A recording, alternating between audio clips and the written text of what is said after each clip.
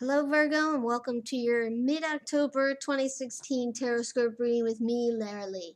So Virgo, how did you make out with the super full moon in Aries? It was crazy, right? I know in the beginning I was a little bit frantic, but then I told myself I'm going to try to shift my perspective and use this energy to the best of my abilities. And it proved to be very beneficial to me. So I hope you guys made out as well. So let's get started on your reading.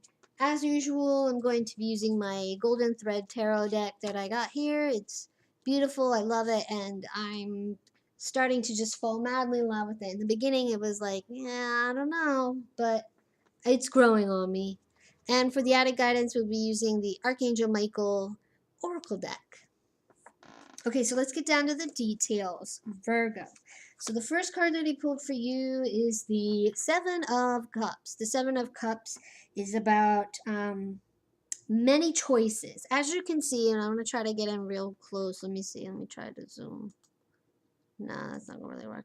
Okay, so there's all these cups, and you can see that there's a mask in one, there's like some magic, skull, there's lots of different things in these cups. Lots of different choices, lots of different avenues and paths to take.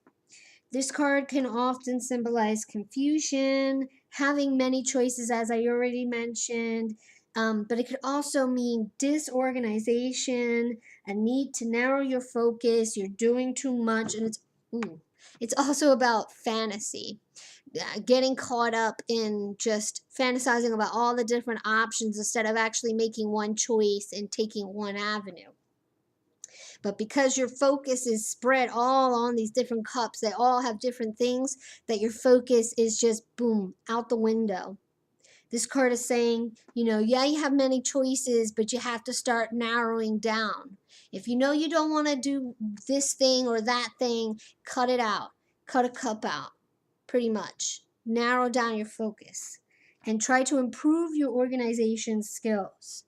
And try not to get too caught up in confusion. Like, say, you're looking for a job and you applied for 4 places and these 4 places want to hire you, but you're freaking out and you don't know what to do because you applied to these 4 places. So start writing down pros and cons for each place. What works for you, what doesn't work for you, and start weeding out the options so that you have more of a focused intent. Narrow down your choices so that you can see clearly and not get confused about what you want to do. Okay, Virgo? The next card that I pulled for you is the Knight of Swords reversed. Now, this card in the upper position, I just want to point out, you see this young knight. He's on his loyal steed with his sword painted forward, and he's charging forward. This is like action energy. But in reverse, it's saying to pretty much be cautious about what's going on. It's about being cautious about what you share with whom, sorry. Be on guard for new people coming into your life. Don't just be completely trusting, but don't be completely distrusting. If you get what I'm saying. It's okay to trust, but don't just put all your chips on this new person. This is also saying somebody may come into your life who obviously is dishonest, not trustworthy. If you have plans on traveling, expect some delays and expect things to take a little bit longer, because in the upright position, this is all about things are moving very quickly forward. In reverse, this is delays, slow down, and taking more time. But most importantly, be cautious about what you share at this time, especially if you have a lot of choices. You don't want other people's opinions clouding your own. Be careful about sharing. Okay, and the last card that I pulled for you is the Page of Pentacles, and this card is about boredom and the need to rethink impulses. You may be feeling really bored and you want to get some excitement out of people. You want to stir and shake things up. This is saying to not do that. Rethink your impulses. This is also excellent energy coming in for you to get some tedious work done, some things that require a lot of detail. This energy is going to come in and help you get it done. So that's a pretty nice progression, Virgo. Just remember to stay focused, weed out the stuff that you don't need to have right now, and be cautious of who you tell your business to at this time, especially if somebody new just came back into your life.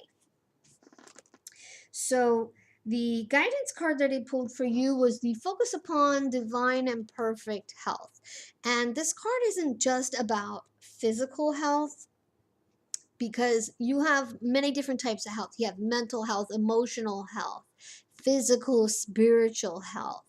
You have to be one with all of these to be essentially, I don't know if I want to use the word whole, but there needs to be a balance between your health, your physical health, your emotional health, your mental health. And part of that means, if you need to take a time out because say your focus is all over the place, you got many choices, and because of it your mind just feels like it needs to take a break. Take a break, because when you focus on bringing balance to your health on all levels, everything else falls into place. So if you've been wanting to work out and you're just being lazy about it, this is saying like, hey, get on that. Or if you are thinking about going to counseling to just talk about your feelings, go for it. If you're thinking about spending more time with friends to improve the sense of joy that you have in your life, do it. But just focus on bringing yourself into whole and into balance with all areas. And that will help all of this clear up. Okay, Virgo, I hope you enjoyed your reading. If you would like a reading with me, please visit some of my websites below. I do have a Halloween special going on right now. But I also offer a lot of different types of readings that are not listed yet on my webpage. So feel free to shoot me an email if you're interested. And as always, please like, share, subscribe. And until next time, Virgo, take care.